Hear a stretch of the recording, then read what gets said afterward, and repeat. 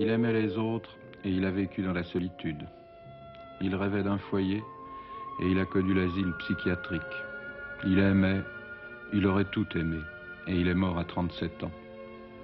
Le reste, dans la courte rafale de cette existence torturée, est une réédition misérable et géniale de la lutte de Jacob avec l'ange. Et l'ange, c'est la lumière. C'est elle, le personnage principal de ce récit. Ne la perdez pas de vue. Vous la verrez apparaître tout d'abord furtivement, brillante au fond des ténèbres comme une étoile confuse. Puis vous la verrez grandir, éblouir le tableau et opérer sur elle-même une espèce de rotation accélérée qui finira par entraîner le paysage et le ciel et la terre et la mer et les tournesols et l'esprit douloureux du peintre lui-même dans son irrésistible giration. Pauvre Jacob, pauvre Vincent. C'est lui qui va vous raconter sa propre histoire, dans les admirables lettres aux frères parfaitement fraternels que la Providence lui avait données, et qui vivra assez pour voir arriver, traînarde, la gloire que la société bourgeoise de la belle époque envoyait parfois déposer ses condoléances chiffrées sur la tombe des artistes qu'elle avait laissés mourir seuls avec leur immense désir de communion. Écoutez-le. Théo, si tu peux m'envoyer quelque chose, ne fût-ce que 5 francs, n'y manque pas. Il y aura encore 10 jours jusqu'à la fin du mois et je n'ai presque plus rien pour vivre.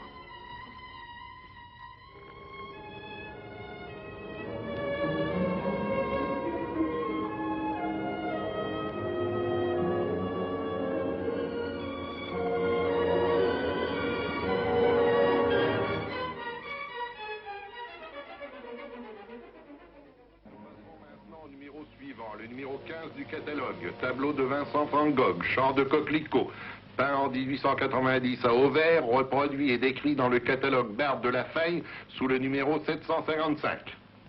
Nous allons commencer par 5 millions de francs, 5 millions de francs, 5 millions 500 000, 5 millions 500 000, 6 millions, 6 millions 500 000, ici au premier rang, 7 millions.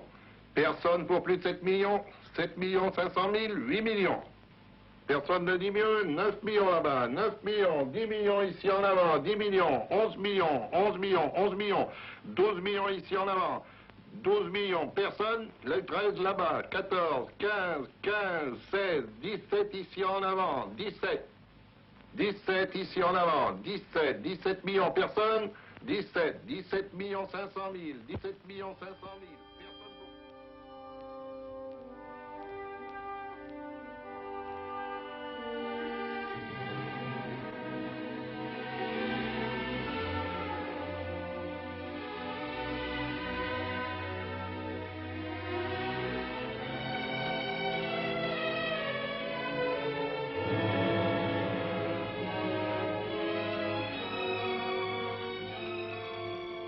J'ai assez longtemps griffonné des dessins sans beaucoup avancer, mais depuis quelque temps, ça va mieux.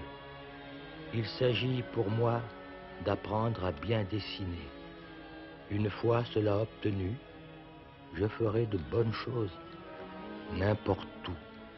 Et le borinage est aussi pittoresque que le vieux Venise, ou l'Arabie, ou la Bretagne. Peut-être tu verras encore que moi aussi, je suis un travailleur. Mais le chemin est étroit, la porte est étroite, et il y en a peu qui la trouvent.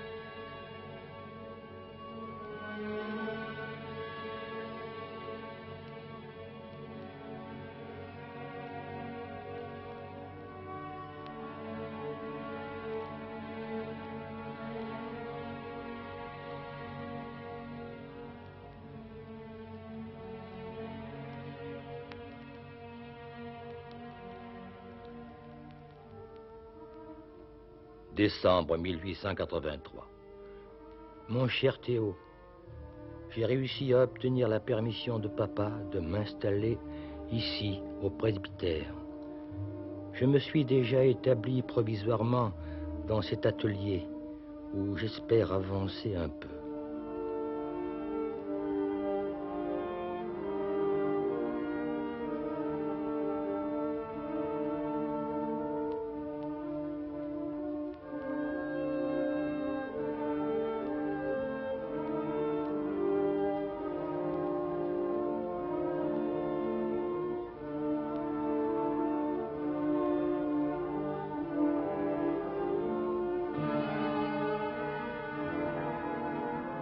Depuis mon arrivée ici, il ne s'est pas passé un jour sans que je n'ai travaillé parmi les tisserands ou les paysans du matin au soir.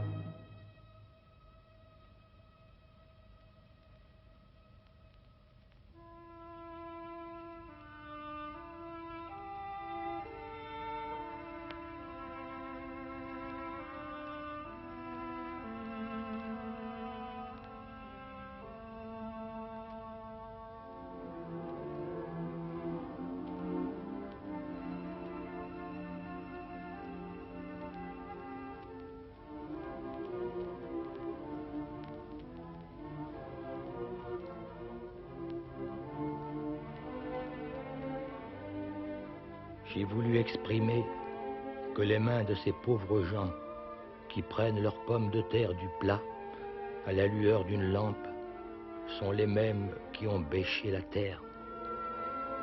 Ces tableaux parlent donc de travail manuel et de la façon honnête dont ils ont gagné leur nourriture.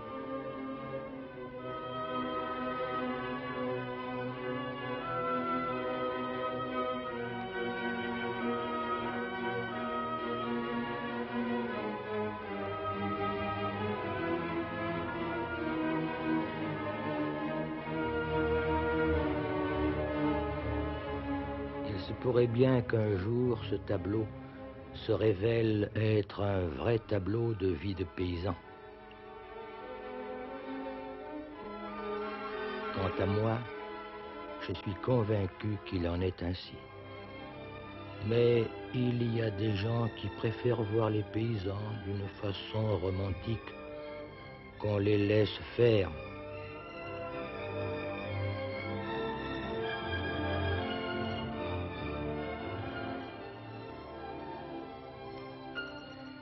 Mon cher Théo, tu ne m'en veux pas d'être venu à Paris sans te prévenir. J'y ai tant réfléchi et je crois que de cette manière nous gagnerons du temps. Je tâcherai de te faire encore des tableaux car je suis tout à fait tranquille quant à mon travail. Je voudrais surtout être moins à charge et cela n'est pas impossible dorénavant, car j'espère faire de tels progrès que tu puisses hardiment montrer ce que j'ai fait sans te compromettre.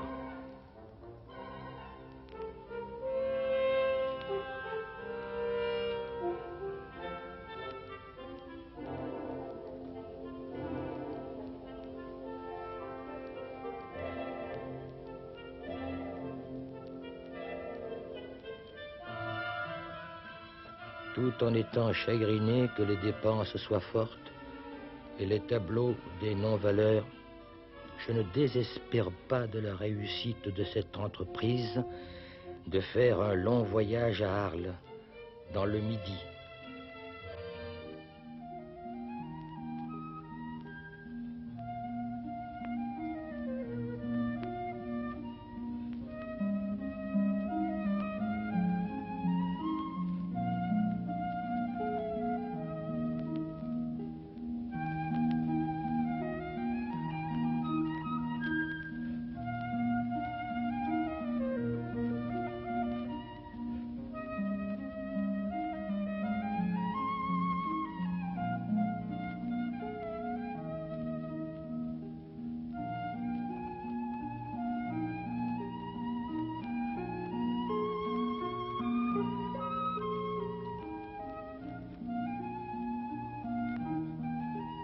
Je suis dans une rage de travail et j'ai déjà fait diverger.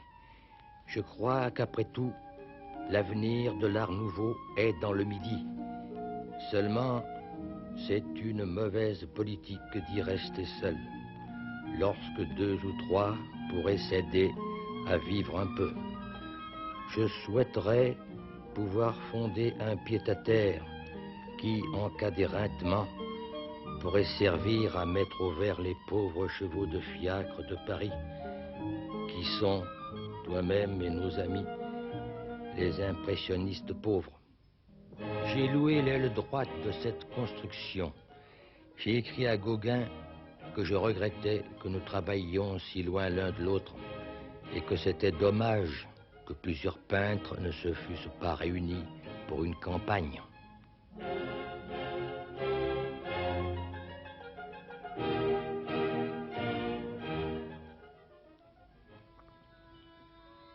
Mon cher Théo, je t'écris de Sainte-Marie, au bord de la Méditerranée.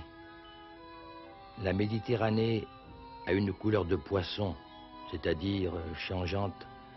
On ne sait pas toujours si c'est vert ou violet ou bleu, car la seconde après, le reflet a pris une teinte rose ou grise.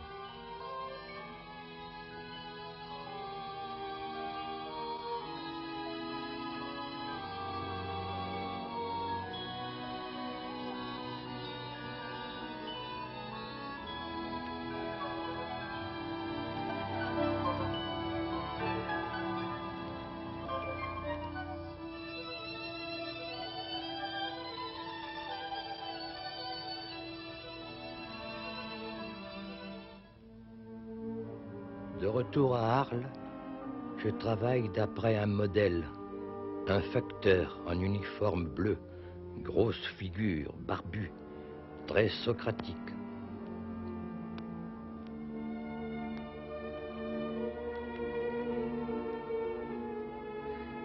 Le changement que j'essaierai de faire dans mes tableaux serait de peindre un plus grand nombre de portraits.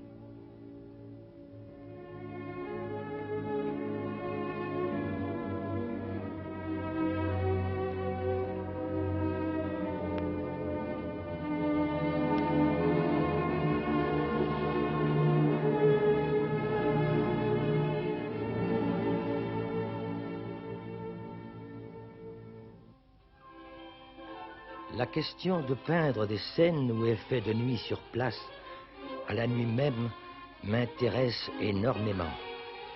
Dans mon café de nuit, je cherchais à exprimer avec le rouge et le vert les terribles passions humaines. Le café comme un endroit où l'on peut se ruiner, devenir fou, commettre des crimes.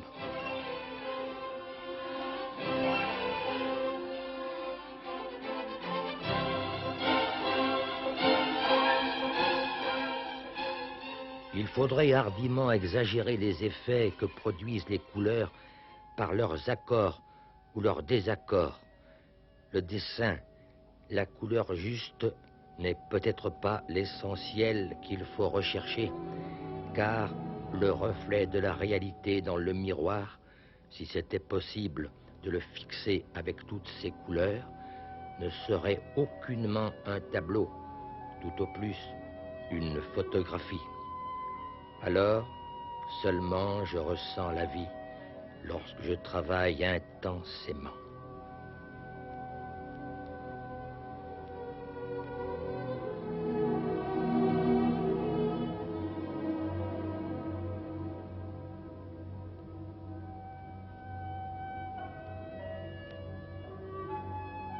Jamais je n'ai eu une telle chance. Ici, la nature est extraordinairement belle.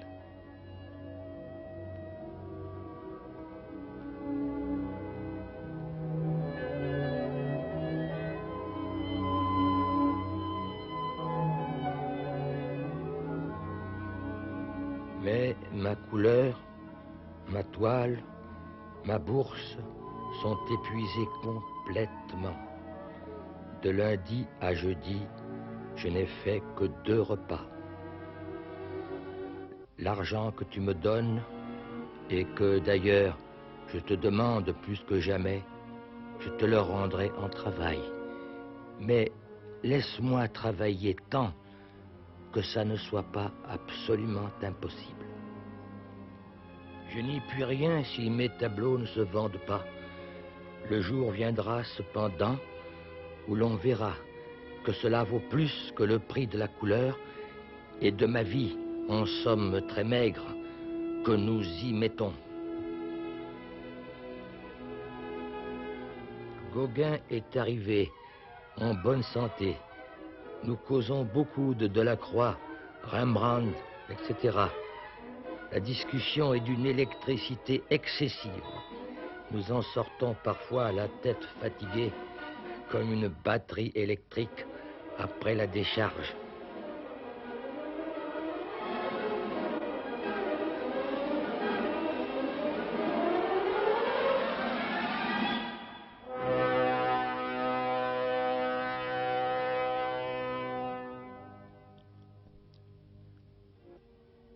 Je t'écris de l'hôpital, en pleine possession de ma présence d'esprit, et non pas comme un fou, mais en frère que tu connais. Près de 80 personnes ont adressé au maire une adresse me désignant comme un homme pas digne de vivre en liberté. Si, en effet, je me suis fait une blessure à moi-même, je n'en avais pourtant pas fait à ces gens-là. À la fin du mois, je désirerais aller à l'hospice de Saint-Rémy. Je me sens incapable de reprendre un nouvel atelier et d'y rester seul. Quoiqu'ici, il y ait quelques malades fort graves, la peur, l'horreur que j'avais auparavant de la folie, s'est déjà beaucoup adoucie. En travaillant dehors, ils viennent me voir, et je vous assure qu'ils sont plus polis et plus discrets pour me laisser tranquille que, par exemple, les bons citoyens d'Arles.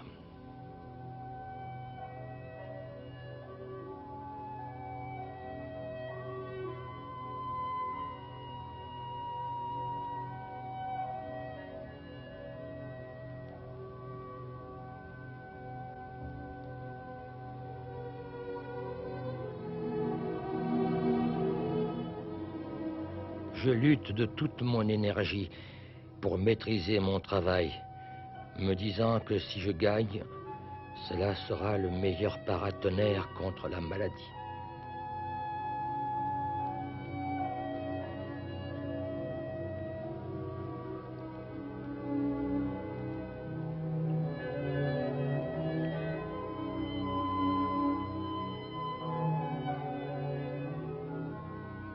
L'entourage ici commence à me peser plus que je ne saurais l'exprimer.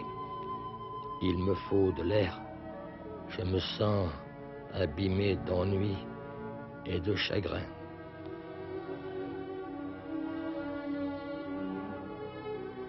Si une attaque revient, je persiste à vouloir essayer un changement de climat et retourner dans le nord.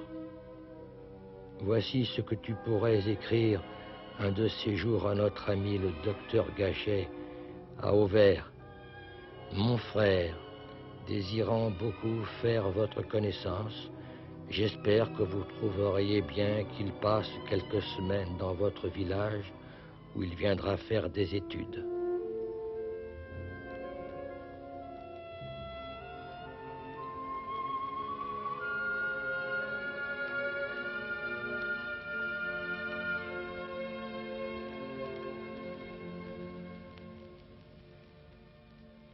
Auvers est décidément fort beau, tellement que je crois que ce sera plus avantageux de travailler que de ne pas travailler.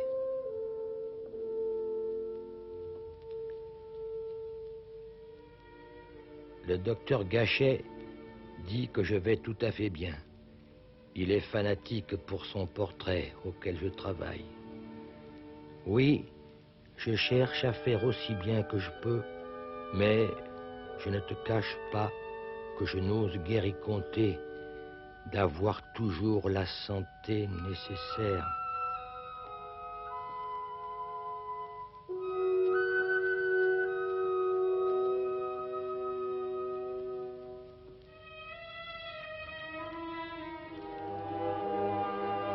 La perspective s'assombrit.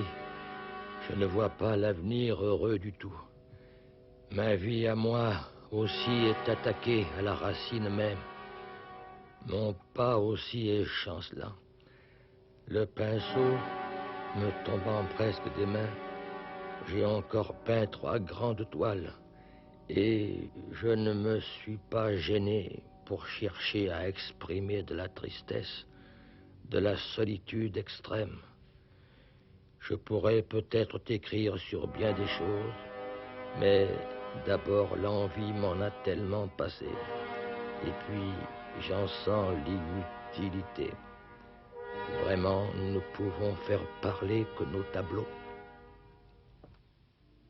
Un coup de pistolet a mis fin au combat, laborieusement, comme s'il manquait encore des tristesses à ce désespoir. Presque en même temps, et au même âge, dans la même détresse, mourait un autre génie, Arthur Rimbaud, qui semblait avoir écrit pour lui-même et pour le grand artiste qu'il ne connaissait pas, ces vers étrangement chrétiens. J'ai tant fait patience qu'à la fin j'oublie, craintes et souffrances aux cieux sont partis.